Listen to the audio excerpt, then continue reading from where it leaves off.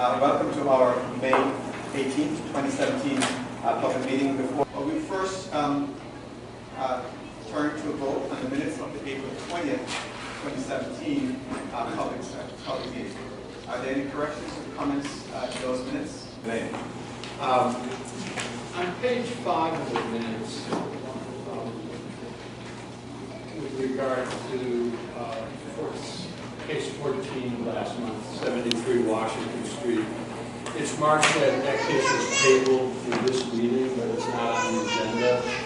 So I would just suggest when we table cases, maybe it would make more sense not to commit to a date certain, unless there's an agreement to commit to a date certain. This afternoon, namely the rule revisions to Chapter 1. And I'm not quite sure that the first paragraph that starts on page 2, halfway down the page, makes a whole lot of sense, but I don't want to take up time today going over it. So I would just ask the director, perhaps you and I can discuss. There's kind of a back and forth between you and me and the CAPA process that gets kind of confusing. So perhaps we can clarify that later.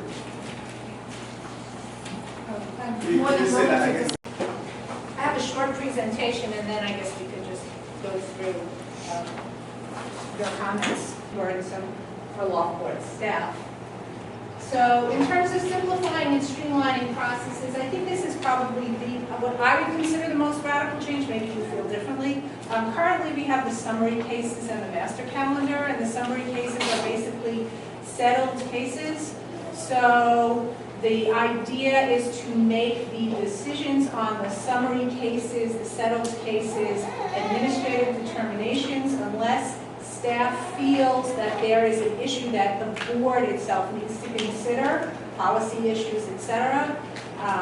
So that would be an administrative determination. Those determinations would then get to the board via an appeal if there was a party that disagreed with that determination, as there's usually one loses. So that's the process that we are proposing. You'll decide if you want to accept that or reject that. Stays of default, currently the rules have 4 different places where somebody who hasn't appeared can come in and ask to appear. That seems like excessive to me.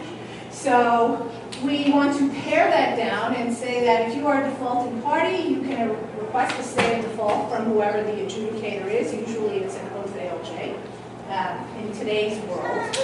However, in terms of currently, if you defaulted and you want to request a reconsideration, you need to show good cause for not appearing. So as a balance to that, we're going to take out that good cause requirement. So you default, you don't get to appear, you don't like the Loft Board's order, you would still get to request a reconsideration without having to show good cause. So we feel that that's a more workable system. Instead of giving people multiple times, there's always a 30-day deadline, so it puts cases off that much longer. So that's the logic behind that.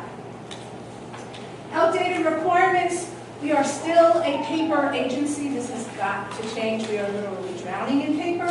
So currently, most applications, you need to file 5 paper copies of the application.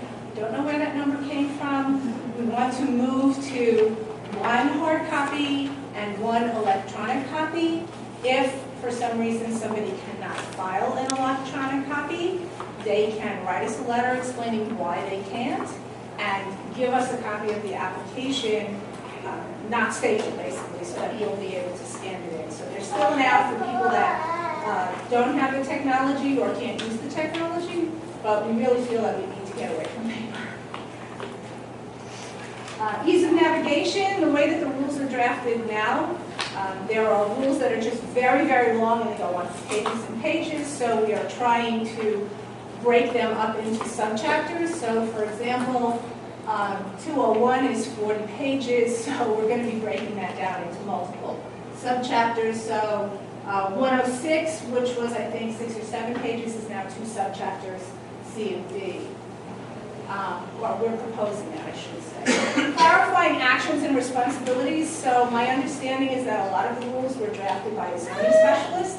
Zoning resolution is drafted in a passive voice that can create a lot of ambiguity. So who's supposed to do what?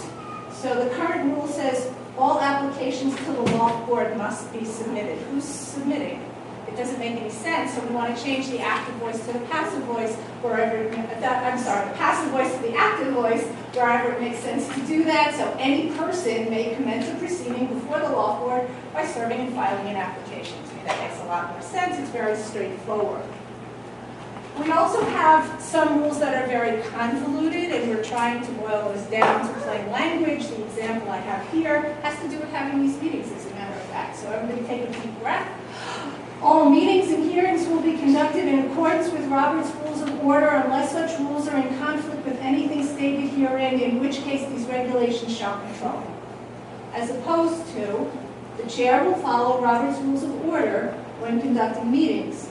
If these rules conflict with Robert's Rules of Order, these rules control. So, a little more straightforward.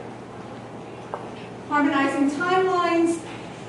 I'm not exactly sure why, but the rules have various timelines as to when things should be done. Some things are 30 days, some things are 45 days, some things are 60 days.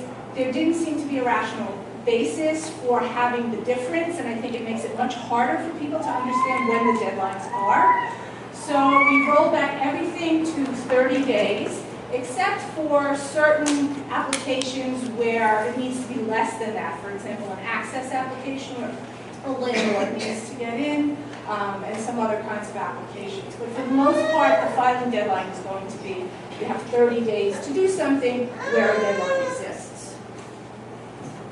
Flexibility. Currently, the rules allow for extensions of deadlines under certain circumstances.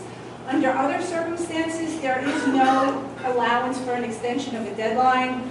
There are circumstances where somebody should just be given more time. I had somebody recently who had the flu, but there was no provision in the rule for giving an extension for that particular deadline.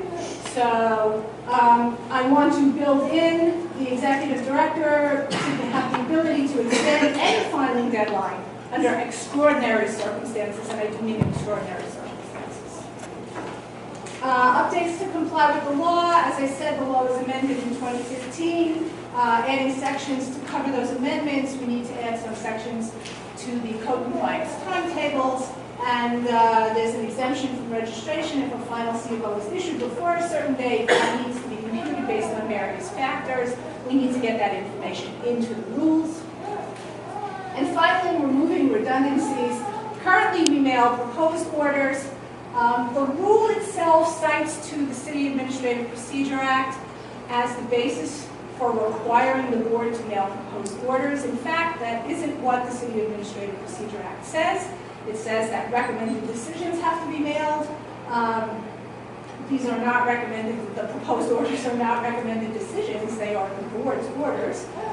Final orders obviously will always be mailed after the board meeting, so we want to eliminate that first mailing in most of the cases. It is unbelievably burdensome to staff. So those are the major ones, or at least what I think. Timeline-wise, we may have to roll this back a month. So we're discussing Chapter 1 today. Hopefully we'll be discussing Chapter 2 next month. I think we may wind up having to do Chapter 2 in 2 parts, rent and non-rent.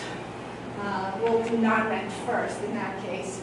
Hopefully June and July we can send the rules off and start the capital process. Obviously the board will have to approve them before we do that. And hopefully our public hearing will be held in September. That's my pipe dream. Will it happen? I don't know. So, thank you.